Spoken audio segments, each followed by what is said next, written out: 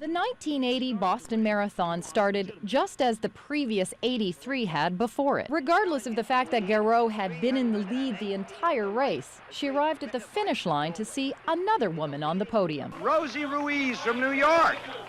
A shocker. Nobody has noticed her at the checkpoints. Speculation began that she wasn't the real victor. We have decided, therefore, that the order of finish be adjusted and that Miss Garreau be recognized as the 1980 Women's Champion. À ce moment-là, bien, je me suis dit, oui, j'ai le talent, mais c'est quand même un gros investissement. Je m'entraînais à peu près à 160 km par semaine. Donc, c'est 2 courses par jour, et là, ben, c'est les soins qu'il faut faire autour, même les petits dodos d'après-midi. Donc, finalement, j'ai arrêté ma profession comme inhalothérapeute et j'ai fait ma carrière pendant plus de 10 ans.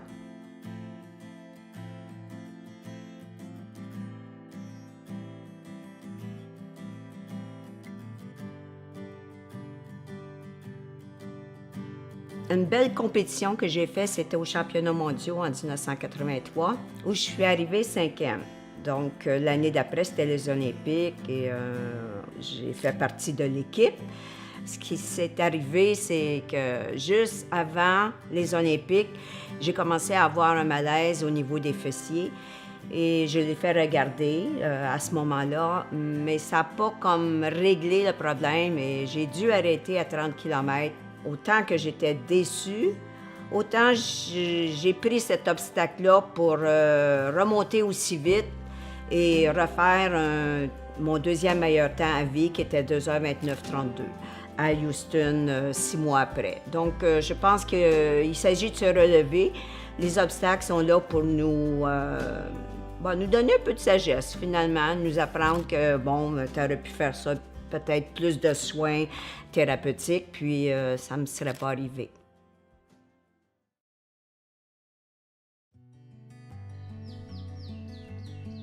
Mais à un moment donné, on a voulu revenir au Canada, donc c'était bien. Et là, je me suis recyclée, je me suis dit, j'aimerais ça aider les gens à être en forme avec tout le bagage que j'avais. Je suis devenue massothérapeute et depuis ce temps-là, bien, j'essaie vraiment d'aider les gens à être à leur maximum, à leur potentiel au niveau muscle pour qu'ils performent ou qu'ils se sentent bien, parce que c'est pas tous des sportifs.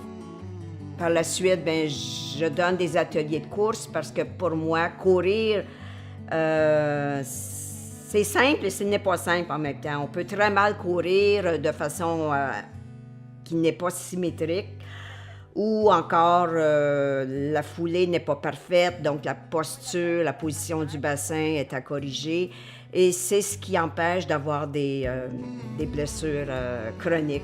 J'aime bien partager ce que j'ai appris. Donc, si ça peut servir aux gens, tant mieux.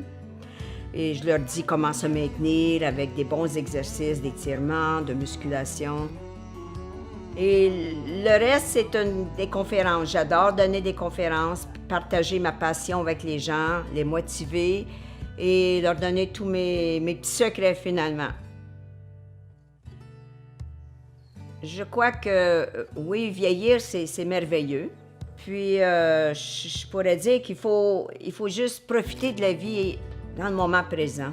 C'est ce qui nous empêche de vieillir, c'est de dire, bon, on n'arrête pas de jouer parce qu'on vieillit, on vieillit parce qu'on arrête de jouer. Donc, c'est vraiment ça ma phrase que j'adore dire, parce que le but de la vie, c'est d'être à l'écoute, donc de faire ce qu'on aime, en restant en équilibre physique, émotionnel et mental.